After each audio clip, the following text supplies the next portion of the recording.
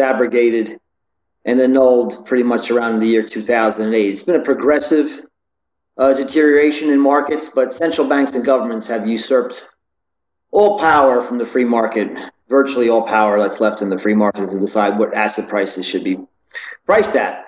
So we printed about $15 trillion worth of, I call it counterfeit confetti, since 2008. We're still doing $120, $130 billion worth of that same confetti each month.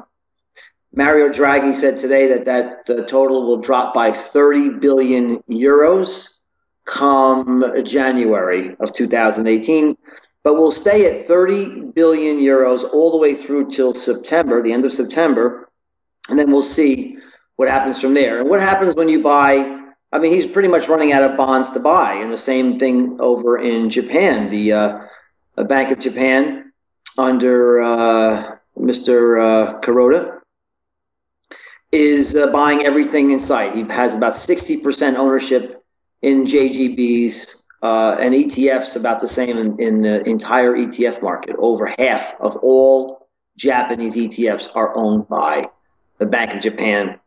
So they own most of the bonds, they own most of the stocks. So what price can you really say is free market driven anymore? None. So you asked if this can continue. It can continue as long as inflation doesn't spiral out of control, and asset bubbles will continue to grow and become further and further detached from reality, further and further detached from underlying economic growth. And that's the real hazard that lies ahead. I don't know when that bubble is going to burst. It could burst in late 2018. But when it does change, look out below. Now you mentioned inflation. You also mentioned bubbles, but let's go with inflation first. Right now, the Fed is out there and they're reporting that they are seeing absolutely no inflation whatsoever, and they're trying to push inflation up. And there are other houses of the Fed that have done their calculation, and they say, inflation's like 3% or 3.1%. And the actual Fed, the head of the Fed is saying, no, it's lower than that. Do you see inflation now in the country? Well, of course there's inflation. So it's actually, I find very amusing, and I think your audience would find very amusing, that Janet Yellen, the head of the Federal Reserve, says we really don't understand inflation. Now, after printing about $3.5 trillion worth of credit and buying bonds from primary dealers, and all in the goal of achieving a 2% inflation target, she now admits that the Federal Reserve really doesn't understand inflation. Now, you have to ask yourself, Dave, I mean, what the hell is so important about a 2% inflation target? Why is that so crucial? As if you had an economy that had pretty low unemployment rates, and you had nominal GDP was at, say, 4%, and real GDP was 4%, so inflation was zero, that somehow that would be a problem to these people. And they would do everything they could to continue depreciating the purchasing power of the dollar until they got to 2%, regardless of the fact that everything else was nirvana. But they've taken control of the economy, all for the goal of keeping asset bubbles and inflation growing, and they don't understand why they're even doing it. Isn't that so shocking and a bit disconcerting to people, that they're willing to go to such extremes to achieve inflation when they don't even understand how it gets there or how to really measure it, and base their whole entire ownership of the economy on that? That really bothers me, Dave. But they're going to continue printing until they reach 2% inflation. The same thing in the ECB, the same thing in the Bank of Japan. But you say, well, what's the inflation rate? Well, if you look at the CPI or the PCE, core inflation, they're running below 2%. But the core PCE is falling pretty quickly below 2%, down to 1.3%. And you say, well, Michael, you just said, printing money is inflationary. Well, where'd all the inflation go? Well, I'll tell you. Thank you for asking me. Housing prices are up over 6% average annual return over the past 5 years, over 6%, 6.1%. The stock bubble that you see is now 140% of GDP. Okay, so if you look back into the 70s, the 80s, and the 90s, it used to be about 50, 55, maybe 60% of the economy. Now we're 140%. So if you look at the market cap as a percentage of equities, this is insane. If you look at bubbles, look at the bond bubble, where you have $8 trillion worth of negative yielding sovereign debt, 1.6 trillion of negative yielding corporate debt. And then you go around saying, well, where's the inflation? Well, the inflation, the phony, cheap credit printed by fiat or decree went to the banking system around the world, and these banks decided to do what with it? In a debt-saturated world where there isn't really a demand to make loans from the public, what did they do with it? They purchased assets. And we have rampant, unprecedented, massive, humongous inflation in assets, stocks, real estate, and fixed income. Now, you mentioned that the Fed, they don't understand inflation. They don't, get it. If inflation gets out of control, how are they going to control it then? Well, they're going to say, well, first of all, they're going to cheer the fact that they reached 2%, as if they have any. So they don't know how inflation is engendered. Then they don't know how to measure it, but they still think they can stick the landing on 2% inflation. I mean, it's hysterical when you really think about it, Dave. So we're going to go to 2%, and they're going to throw out the party hats, and then it's going to go to 3%, and then it's going to go to 4%, and they're going to panic, and they're going to have to jack up interest rates like crazy, very, very quickly. And when you jack up interest rates very quickly, but your debt outstanding has exploded due to the very same formula that you used to get inflation higher, so you took interest rates lower, you made borrowing money very, very cheap. What happens when governments see that they don't have to pay interest expense on debt because that the central bank owns that debt? What do? They go out and borrow more money. And when corporations get paid to borrow money, what do? They borrow money. And even the public, even though they're saturated in debt, they're at a record 14.2 trillion in debt. The public sector, household debt. So when rates rise dramatically on $230 trillion of global debt, an all-time record high, then the entire economy collapses. That's where we're headed. Now, I know, listen, I manage money for a living. So I'm not sitting here as a Cassandra saying, just own gold and short the stock market always. You have to know how to play the game, and I do. But what I am saying to you is don't believe the mainstream media. This is why I come on shows like yours. Because you give people like me who understand this is all artificial a platform to warn people. Hey, you don't have to go short the market now. You don't have to only own gold or stay in cash. You could play the game, but have a model in place to discern when it's time to exit before the music stops, and even try to profit from the third epic collapse in equity prices since the year 2000. That's what I do here at Pento Portfolio Strategies.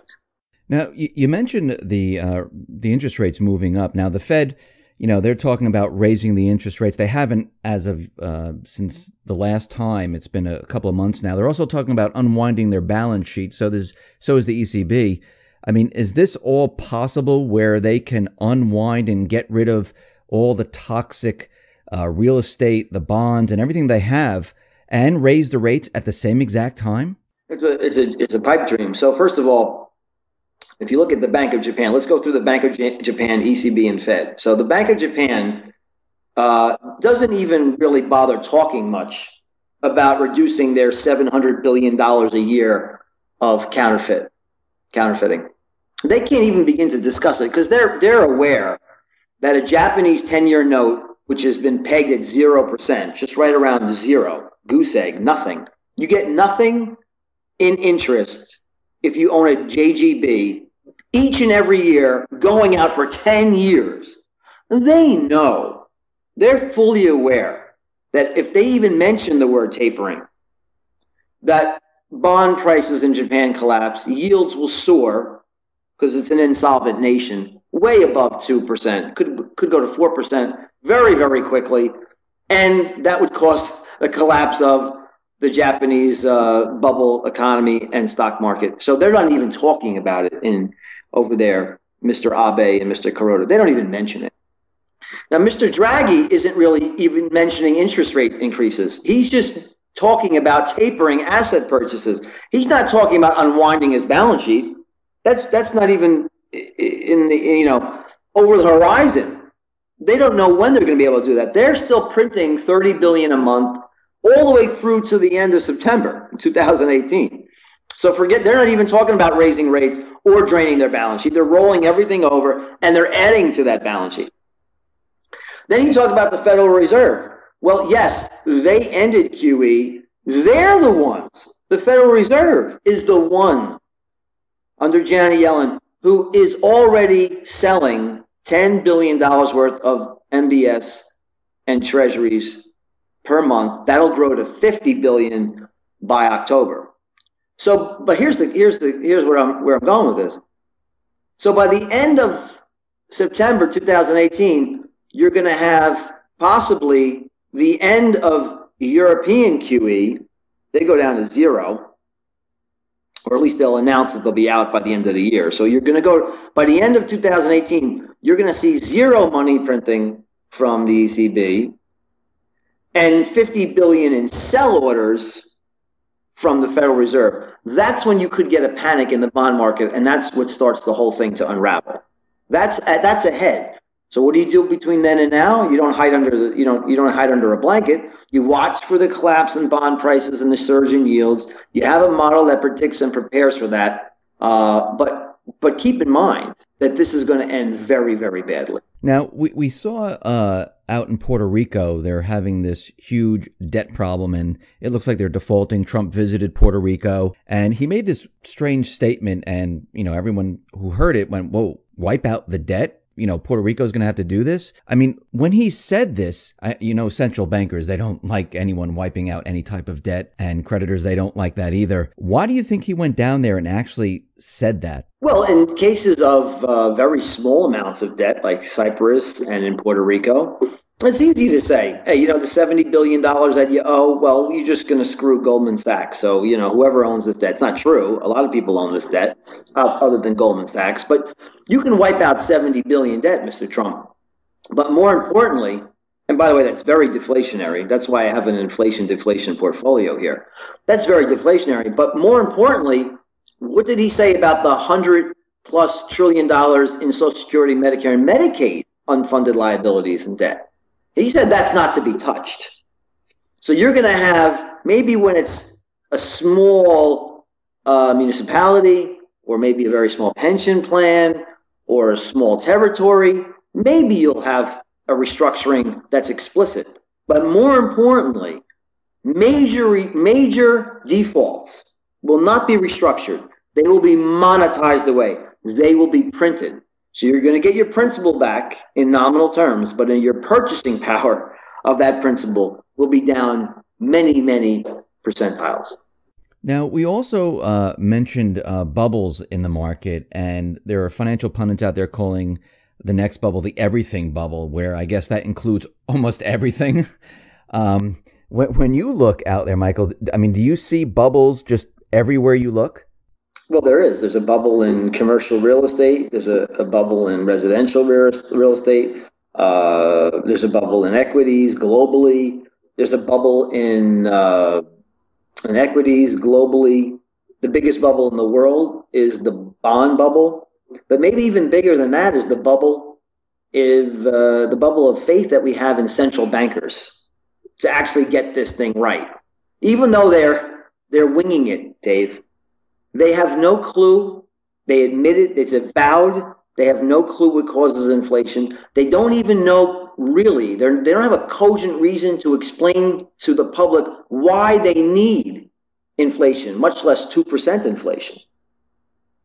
But they're on a kamikaze mission to blow up asset prices, to create bubbles everywhere, and to somehow convey to the public they can fix everything once they burst yet again. You know, they tried that in the year 2000, and they had the NASDAQ bubble. Rates went to 1%. After the housing bubble, rates went to 0%, stayed there for eight or 9 years, virtual 0% interest rates. What's their next trick? Well, their next trick is going to be they don't have the room. They don't have 525 basis points to fix things this time around, the next collapse, which is coming. They're going to go to helicopter money. That's the next trick. So an end run around the banking system and direct purchases from the public, from the central bank to the public. You talk about universal basic income. You talk about direct purchases of bonds, direct purchases of stocks, direct purchases of real estate, direct transfer payments that are directly funded by the central bank. Or they'd make direct purchases to the Treasury. They'd just wipe out the banking system and just print money and have it directly infused, no other conduit, directly infused into the economy. That's what's coming next.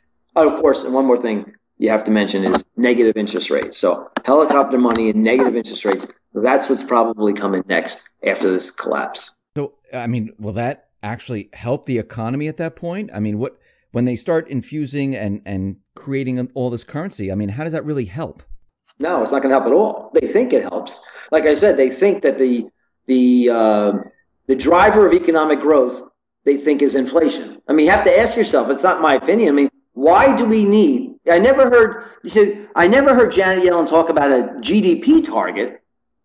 There's no GDP target. There's an inflation target. Why? So no one has ever hammered her on this point. If I was asking her a question, I'd say, why do we have an inflation target? Why don't we have a GDP target? We're not targeting growth. We're targeting inflation. Well, you're going to get a lot of that, but it's not going to help. And all you have to look at is what happened in Weimar Germany, in Argentina, in Hungary, some of the massive inflation breakouts. You know, inflation is bad. It's just plain old bad. Having 0% inflation is good. Having a mild deflation is good. Having inflation at 2% is bad. And I don't believe inflation just goes to 2%. I mean, we have 1.3% on the core PCE. And as you just mentioned to you, that stock prices are at 140% of the economy. So, you know, they don't know how to measure inflation. They don't know why they need inflation. The only reason they really, I mean, if you actually put some truth serum into Ms. Yellen and the FOMC members, I think what they're trying to do, when they won't tell you this, is they need to keep asset prices in a perpetual bubble so banks don't become insolvent. I mean, that's probably the dynamic in truth that's going on here. I mean, what would happen to a bank's balance sheet if real estate prices dropped 30% again? What would happen to all these financial institutions would be insolvent? What would happen to financial institutions if we had a protracted and deep bear market in equities? What would happen to the trillions of dollars that are parked in bonds on the bank's balance sheets if we had a bear market in bonds? Well, that's what they're really worried about. They're caught in this, catch-22, not X-22. They're caught in this catch-22 where they know that they have created this bubble and they can never get out. But the more they keep the bubble going, the more dangerous it becomes. It's very scary. Now, if the Fed pushes out this universal basic income or the helicopter money, what happens to like pensions and savings and your cash in the stock market? What happens to all of that? Well, anybody that owns fixed income would be wiped out unless you own part of the fixed income that's part of the Fed's purchases. But even if you own a sovereign bond that's part of the Fed's purchases, your purchasing power for everything else gets destroyed. And the middle class, even though they've suffered so greatly under the past few decades, ever since really Nixon closed the gold window in 1971, the acceleration of the evisceration of the middle class will be profound. And that's when you have things like, things that we don't like to talk about socially. So that's unfortunately where we are. We had an opportunity, excuse me, David, we had an opportunity in 2008 to let the market work, to let the free market work. That's how you started this interview. The markets don't work anymore.